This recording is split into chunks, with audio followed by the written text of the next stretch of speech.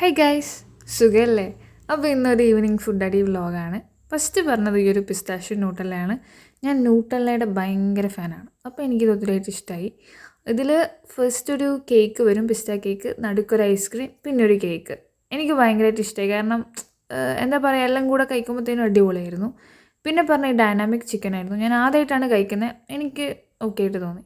പിന്നെ പറഞ്ഞ ഈ ഒരു ചീസി ചിക്കൻ ലോഡായിരുന്നു, ഭയങ്കര ചീസായിരുന്നു. ആ പൈസക്ക് വേർത്താണ്. പിന്നെ പറഞ്ഞ ഈ ഒരു 2 മോജിറ്റോണ്, ഇതെനിക്ക് ഭയങ്കരമായിട്ട് ഇഷ്ടമായി. പക്ഷേ ഇതിൻ്റെ ഫ്ലേവർ എനിക്ക് അങ്ങനെ ഓക്കെയായിട്ട് തോന്നിയില്ല.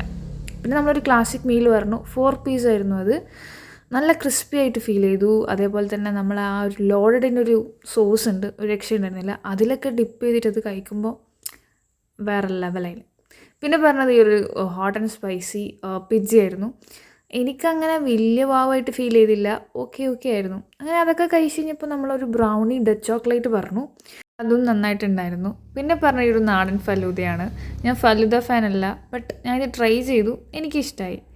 അപ്പോൾ സ്ഥലം എവിടെയെന്ന് വെച്ച് കഴിഞ്ഞാൽ നമ്മുടെ പാലൈസാണ്. ഇവിടെ ഇതാണ് അവിടുത്തെ ഒരു ആംബിയൻസ് എന്ന് പറയുന്നത്. താഴത്തും മുകളിലൊക്കെ അടിപൊളിയായിട്ട് ഇരിക്കാൻ പറ്റും. അപ്പോൾ ഇതാണ് അവിടുത്തെ ഓൾ ഇൻ ഓൾ. സ്ഥലം എവിടെയെന്ന് വെച്ചാൽ നമ്മൾ മണവാട്ടി ജംഗ്ഷനിലുള്ള ലോഗിൻസ് റോഡ്. അപ്പോൾ ബൈ.